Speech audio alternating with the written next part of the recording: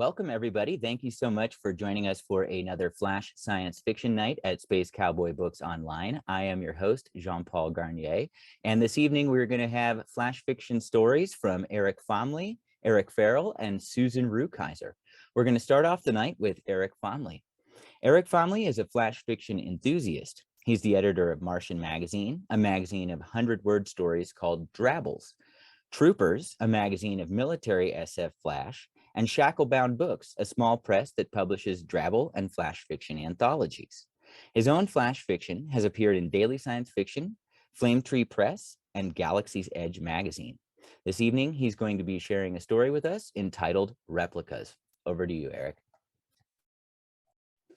Hi, good evening. So I'll be reading Replicas. This is part of my collection Flash Features, which is 23 small science fiction Flash fictions, and I'm reading Replicas.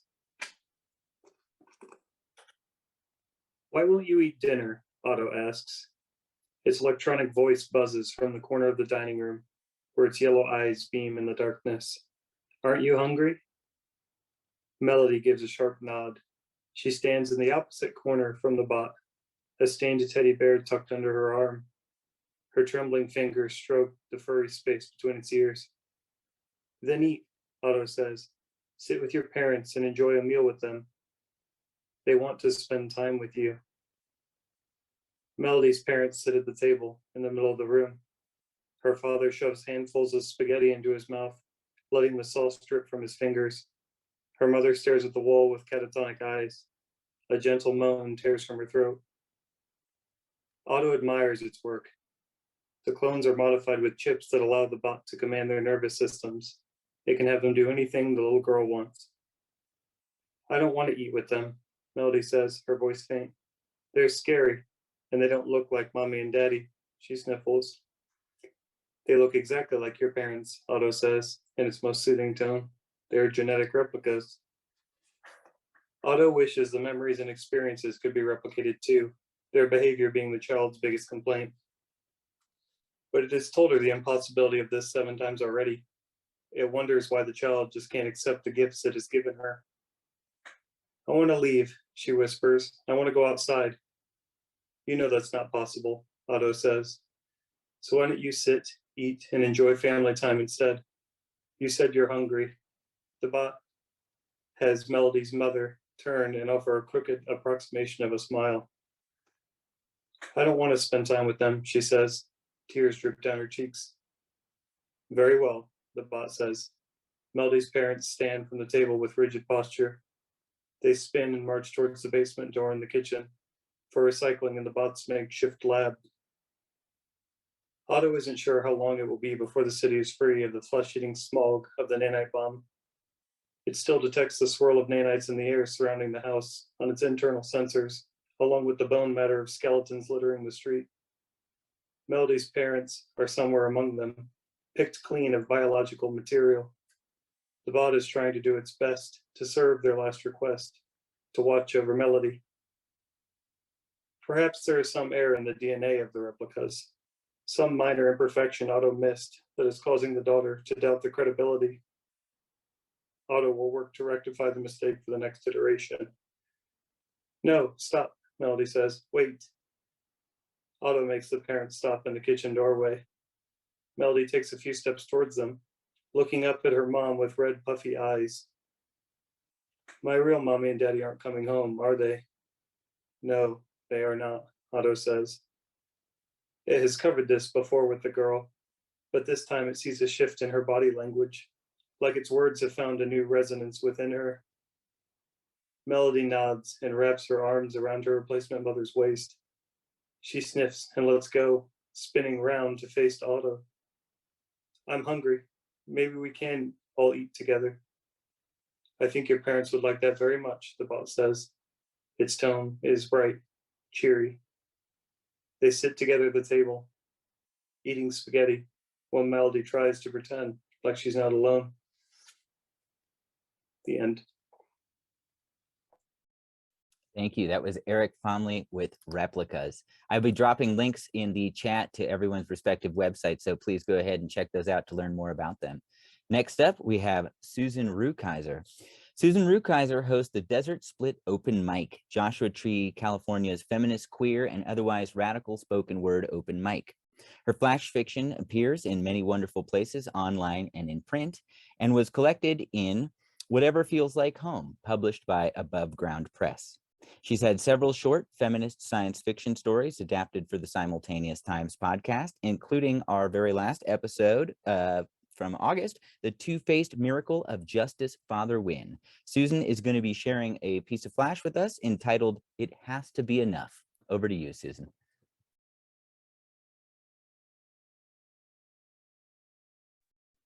Thank you, Jean-Paul. This story is a new flash, and it is set in that same world that I just cannot stay away from, called It Has to Be Enough. With a final bloody yowl, the hybrid was born, emerging through a hole she chewed in her father's neck. Her father was Kurt Harrison, traditional values party tough guy billionaire and former Secretary of War for the 6th-term Christo-Caucasian Winthrop administration. I was the woman who got to knock him up. The baby landed on the bookstore's floor with surprising grace, upright on her 4 feet. Blood and gore dripped from both her faces, the human one on the back and the cat-like Keplerian, facing forward with wide open eyes. She leapt into my arms, smearing blood on my silver jumpsuit. Secretary Harrison fell to his knees, dead or good enough, in front of the crowd there to hear him read from his just-published, ghost-written memoir titled Because I Said So. The stack of books he was about to sign was splattered with his blood. "Collector's items," someone shrieked, and the crowd rushed the table, almost trampling the author's agent, who scrambled to safety just in time. The baby settled into my lap, cleaning herself with the rough tongue of her Keplerian mouth. Her human face just drooled. The rebels' mall hacked my implant and recruited me for this. They knew I'd wanted Secretary Harrison dead since that morning, years ago, in what used to be Los Angeles, when I watched him run down his own daughter, Archie, and then try to make it her fault. They knew I was on the government's misinterest activity watch list, or MAL, same as all of them, same as Archie, who was added for sapphic tendencies.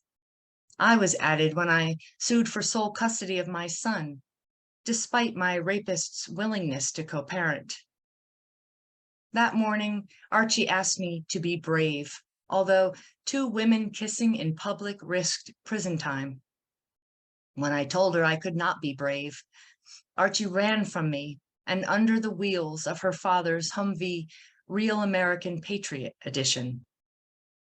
It did help now, watching Secretary Harrison die, knowing I was the reason why. I thought I might regret this, but I did not. The rebels said I could keep the baby hybrid if I wanted, and I did. How might motherhood be different if I chose it? I named her Olivia. We lived on the cloisters in a cozy ground floor apartment in a neighborhood full of kids with single moms or 2 moms. We adopted Jester, one of those funny little dog-like creatures with opposable thumbs, brought over by the Keplerians from their home planet, Kepler 452b. Once they sniffed each other, she and Olivia were best friends.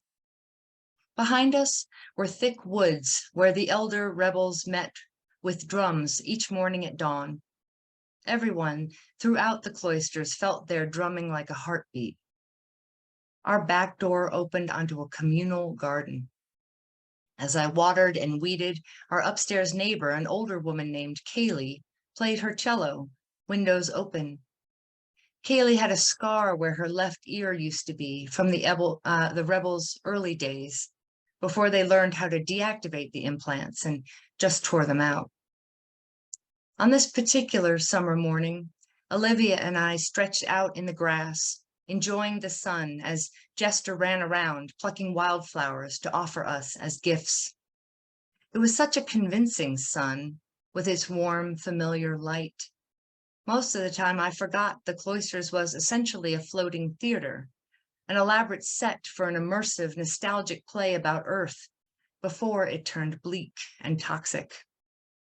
A tangle of ducts and an enormous dome-shaped screen were hidden up above the clouds. Maybe it was phony, but here on the cloisters, for once, I felt safe. I felt the absence of fear. I wondered sometimes if it was the lack of men. This morning, as always, Kaylee played her cello. I walked around the garden. I noticed the weeds were terrible again just 2 days after I'd pulled them all. Kaylee said, "They will keep coming back until you listen." The weeds? "You'll have to hear them out," she said. Gently, she rested her cello on its side and came down to join me in the garden.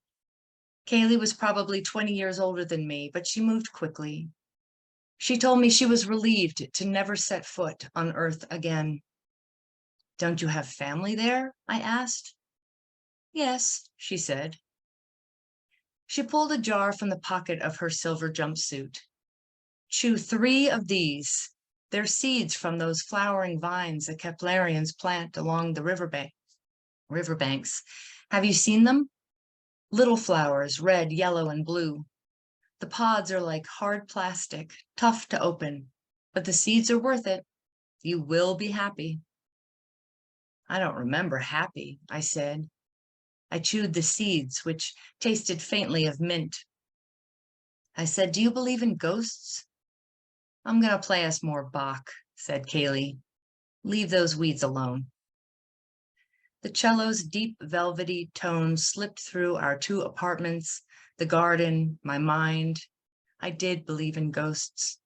Sometimes, all these years later, I still found myself back with Archie, back on that day she made clear how she felt and asked me to be brave. I tugged out one weed by the root. It had red, yellow, and blue flowers, which I thought was strange for a weed. Or maybe I mixed that up, the alien vine and the garden weed that just wanted me to hear. It has to be enough, Z, that you did your best under the circumstances. Kaylee said, "Z, are you okay?"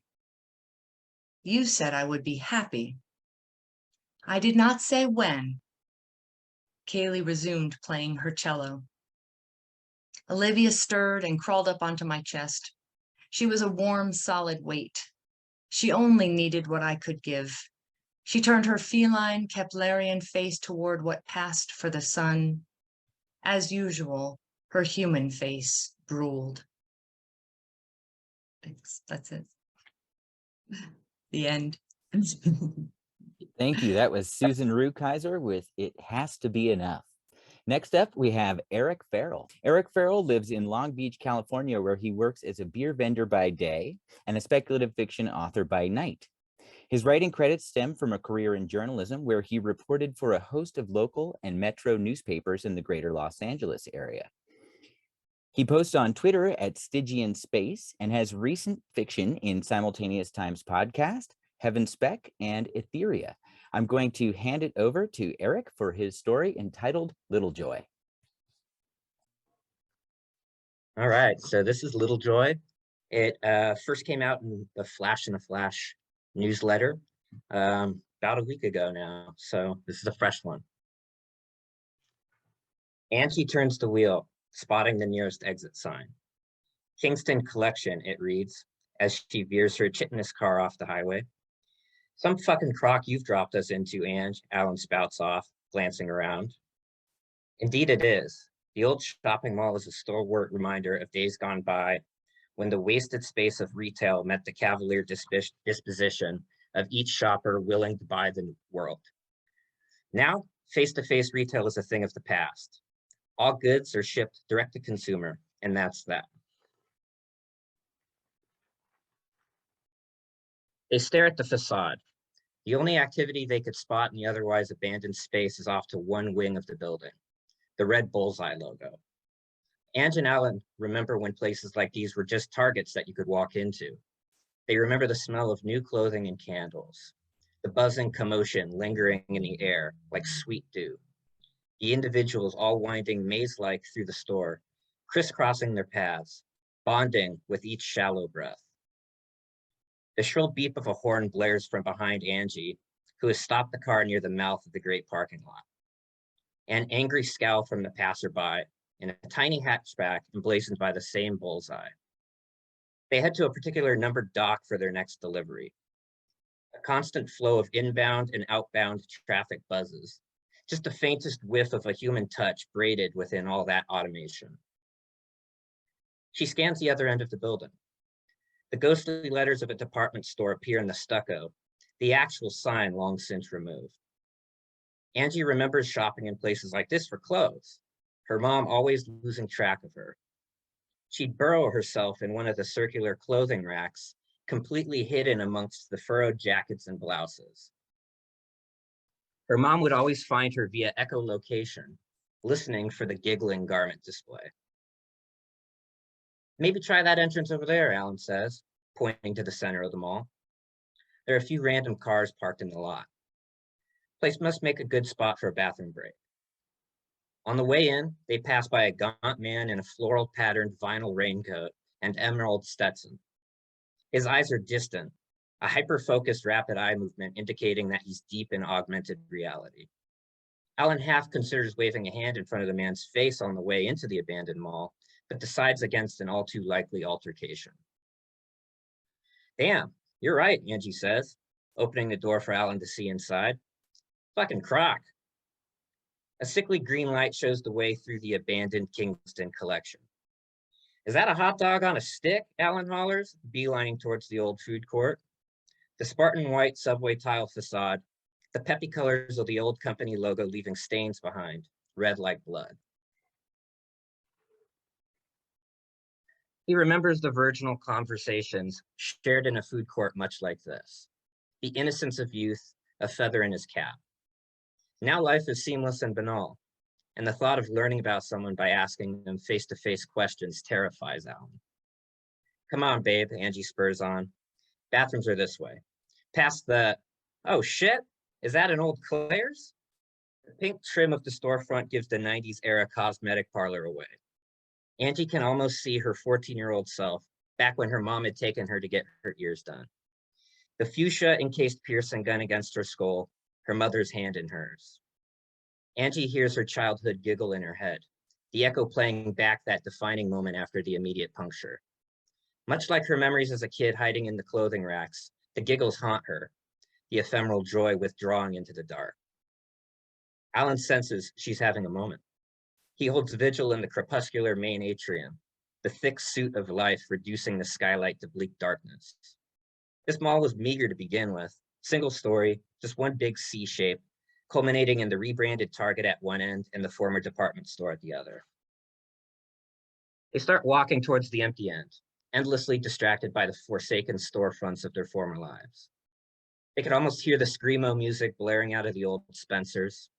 Alan swears he catches a whiff of the pungent Hollister musk spilling out beneath the garish eaves of its beach shack entrance. But that'd be impossible, since the front's all boarded up. Oh shit, Angie says again, swiveling around. She beholds the gaping maw of the original mall anchor, an old Macy's. The interior sign still clings to the crumbling wall. Did we miss the bathroom? Shh, Alan whispers, holding a hand up. Do you hear that? Hand in hand, they creep toward the ghost of Macy's past, around the fake plants still immaculate in their dusty planters, and beyond the austere coldness of the former sharper image. Alan points forward, ears pricked. Angie's skin raises. She hears the giggling of children.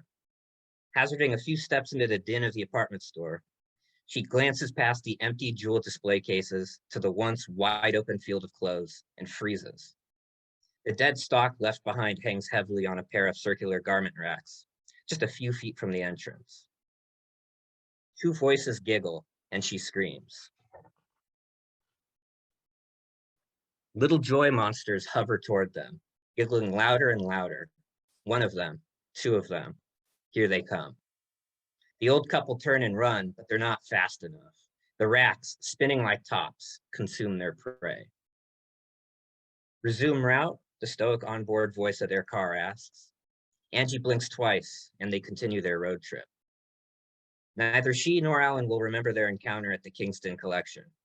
For the rest of their lives, they will, however, carry the eeriest feeling that they've lost something there. And in the meantime, the little joy monsters will always giggle, knowing what they've taken. Thank you.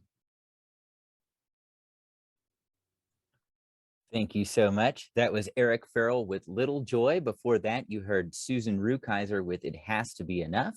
And opening the show was Eric Fomley with Replicas. This concludes our season of Flash Science Fiction Night, which runs from April to September every year, although we might have a bonus episode happening next month. Keep your ears open for that. Thank you so much to our audience this evening. Thank you so much to our readers and everyone for joining us at Space Cowboy Books Online. Wonderful stories, everybody. Thank you so much, and we hope to see you all next time.